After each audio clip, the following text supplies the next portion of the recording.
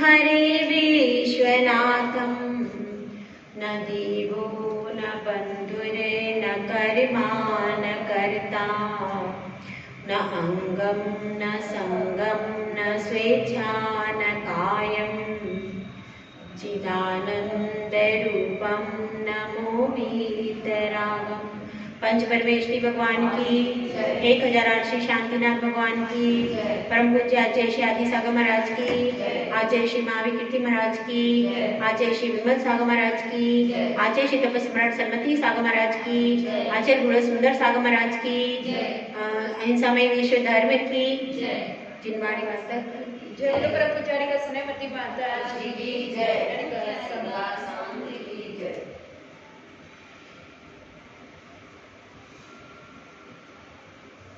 जीवन के कैनवास पर बहुत सारे रंग बिखर जाते हैं और यह संसारी जीव उन रंगों के ही दावपेच में दिन जिंदगी भर लगा रहता है। जब हम बाजार में कोई चीज खरीदने जाते हैं तो सबसे पहले हमारी आंखों के सामने कोई चीज आती है तो क्या होता है? उसका रंग। सबसे पहले हम ड्रेस का रंग देखते हैं कि किस रंग की ड्रेस है, उसके बाद हम उसका पैटर्न आदि देखते हैं। यदि हमें रंग पसंद नहीं है तो हम ड्रेस को खरीदेंगे क्या? नहीं। सबसे पहले हमें प्रभावित करता है तो वो क्या है? रंग। इसीलिए रंगों का अपना एक विज्ञान है, रंगों का अपना एक साइंस है। जिनेंद्र भगवान की आज्ञा में भी रंग विज्ञान है। पंच परमेष्टि की जो भक्ति की जाती है उसमें पंच परमेष्टि का पंचरंगा झंडा है, उसमें भी रंग बताए गए हैं कि सिद्ध भगवान का रंग कौन सा है? सिंदूरी। वह सिंदूरी रंग का है, किसका प्रतीक है वो? वह किसका प्रतीक है भाई? ऊर्जा का प्रतीक है। ऊर्जा का प्रतीक है और वह सूर्य जिस प्रकार से ऊपर रहता है, सूर्य का रंग भी सिंदूरी है और सिद्ध भगवान का भी रंग सिंदूरी है। मगर वास्तव में तो उनका कोई रंग नहीं है सिद्ध भगवान। ये तो केवल हमने अपनी आराधना के लिए उनका रंग मान लिया है, वास्तव में थोड़ी उनका रंग है। केवल हमारे ध्यान के लिए हमने ऐसी कल्पना की है कि सिद्धों को सिंदूरी रंग का। सूरज एक होता है, वह ऊपर की ओर चढ़ता है और वह नीचे भी आता है। जब वो नीचे आता है तब भी सिंदूरी होता है और जब ऊपर चढ़ता है तब भी सिंदूरी होता है। लेकिन भगवान का, सिद्ध भगवान जो है वह हमेशा सूरज की तरह ऊपर ही रहते, कभी नीचे उतरते नहीं। तो जिस प्रकार से सूर्य हमेशा ऊर्जावान रहता है, हमेशा अपने आप में अपने आप में ही वो पूर्ण है, उसको कहीं दूसरे की प्रभा की जरूरत नहीं है। स्वयं में ही तेजस्वी है, स्वयं में ही गतिमान है वह सूर्य का विमान। वास्तव में वह सूर्य देव नहीं है, वो तो हमारे जैसा ही पंचेंद्रिय है। वह तो जो अपने को बाहर से दिखाई देता है, बादल पृथ्वी का एक विमान। तो सिंदूरी रंग जो होता है वह किसका प्रतीक है? ऊर्जा का प्रतीक है, ऊर्ध्वगमन का प्रतीक है और वह सिद्धों का होता है। तो हम बहुत सारे रंगों से प्रभावित होते हैं। तो इसी तरह से एक प्रश्न रखा गया है कि इतने सारे रंग हैं, उन सब रंगों में इस जीव का मन लगा रहता है, तो ये बता दीजिए आत्मा का रंग कौन सा है?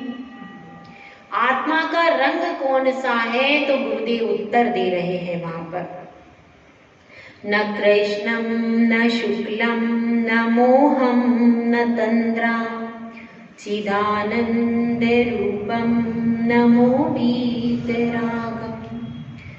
कृष्ण और शुक्ल यह दोनों किसके रूप हैं? किसके भेद हैं? उद्गल के।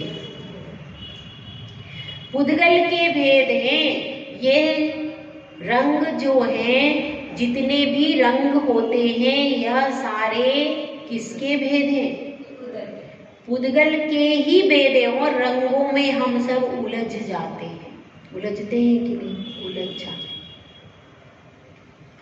पूरी जिंदगी इन्हीं रंगों के पेशोपेश में उलझते रहते हैं, पर आत्मा का रंग कृष्ण भी नहीं है, शुक्ल भी नहीं है, और लाल नहीं है, पीला नहीं है, हरा नहीं है, कोई भी रंग आत्मा में नहीं है। क्योंकि अगर उसमें रंग रख देंगे तो क्या समस्या आएगी? आत्मा मूर्तिक हो जाएगा। क्योंकि स्पर्श, रस, गंध और वर्ण, वर्ण के द्वारा ही हम विजिबल होते हैं। हम काहे से दिखते हैं? वर्ण के द्वारा ही दिखते हैं। किसी का सफेद रंग है, किसी का पीला रंग है, किसी का काला रंग है। जो हमारा जो नेचुरल रंग है उसी के द्वारा तो हम दिखते हैं। यदि हमारे अंदर रंग ना हो तो हम दिखेंगे कैसे? दिखेंगे। स्पर्श, रस, गंध और वर्ण, ये तो पुद्गल के स्वरूप है, पुद्गल के भेद है। तो इसलिए यहाँ पर बता दिया है कि हम समझते हैं ये काला है, ये गोरा है, भेद करते हैं कि नहीं? यह काला है या गोरा है या लाल है या पीला है, हर चीज को खरीदते समय, समझते समय, पहचानते समय उसके रंगों से उसको डिफाइन करते हैं। पर आत्मा किसी भी रंग से डिफाइन होने वाला नहीं है। तो न कृष्णम न शुक्लम न मोहम, और मोह भी आत्मा में नहीं है। मतलब राग द्वेष की अपेक्षा से भी लिया जाए तो आत्मा में मोह नहीं है। और तंद्रा मतलब क्या होता है? आलस्य, प्रमाद। प्रमाद भी आत्मा का स्वभाव है क्या? नहीं है। प्रमाद भी आत्मा का स्वभाव नहीं है। इसलिए वह जो आत्मा है वह चिदानंद रूपम नमो वीतरम, वह आत्मा चिदानंद स्वरूपी है। और उस आत्मा को क्या कहा गया है? नमस्कार यहाँ पर किया गया है। आनंद की अनुभूति वास्तव में बाहर से नहीं मिलती। बाहर में विषय भोगों को देख करके हम समझते हैं कि इनमें आनंद मिलेगा, लेकिन मिलता है क्या? नहीं। कुछ समय के लिए ऐसा लगता है कि कुछ शांति मिली, लेकिन वास्तव में शांति नहीं मिलती। वास्तव में शांति कब मिलती है? जब आत्मा के अंदर से आनंद का स्रोत फूटता है। और वह कब फूटता है? जब हम विषय और कषाय से परे हो जाए। ना पंचेंद्रियों के विषयों के कोई विकल्प हो और ना कषाय का कोई विकल्प हो, तब जाकर के अंदर के अंतरंग चिदानंद स्वरूप का अनुभव हमको होता है। बहुत कठिन काम है कि नहीं?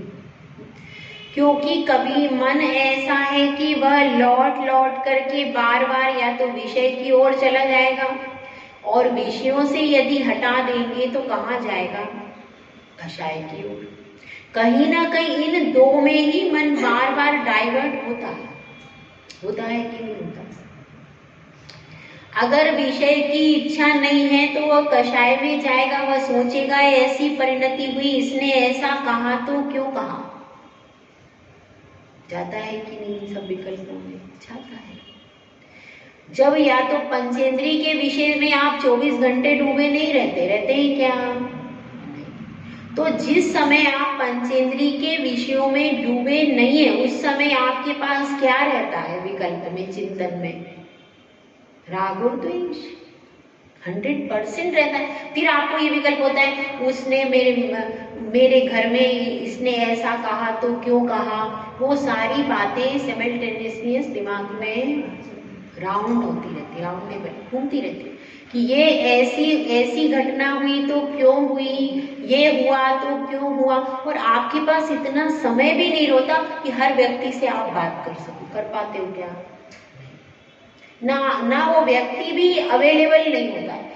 वह व्यक्ति भी 24 घंटे आपके पास अवेलेबल नहीं है, और आप भी 24 घंटे उसके पास अवेलेबल नहीं है। लेकिन दिमाग में बहुत सारी अतीत की घटनाएं बहुत सारे वर्तमान के दिमाग में बातें, यह सब राग द्वेष की बातें कंप्लीटली चलती रहती है, चलती है कि नहीं? चलती रहती।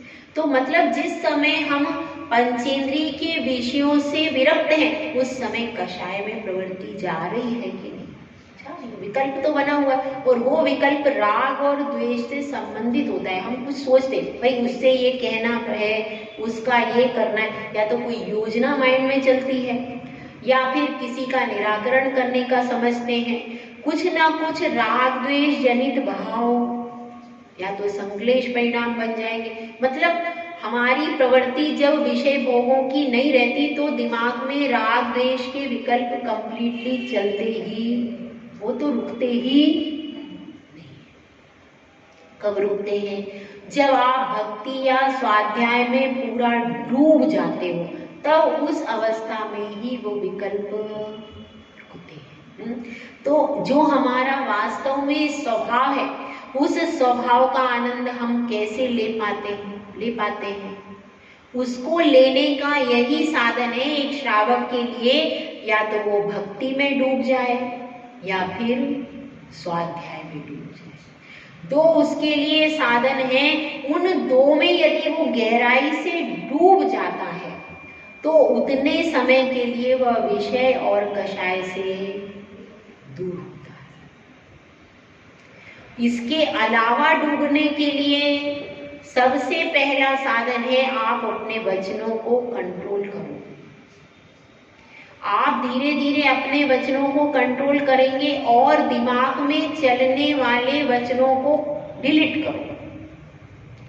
दिमाग में जो कंप्लीटली जहां जिसका समाधान हो गया उसको छोड़ दो, क्योंकि बातें तो होती ही रहेंगी। उन बातों को दिमाग में भरने के लिए हमने इस मनुष्य पर्याय में जन्म नहीं लिया है। उन अपने मेमोरी को डिलीट करना पड़ेगा और अपने वचनों को संभालना पड़ेगा। अगर ये दो चीज करते हैं तो हमारा माइंड फ्रेश होता है और हम धर्म में और ज्यादा गहराई से उतर सकते हैं। तो ये सब साधन हैं जिनके द्वारा हम विषय और कषायों से दूर जा सकते हैं। जय बोला जय सुंदर साहब महाराज की जय।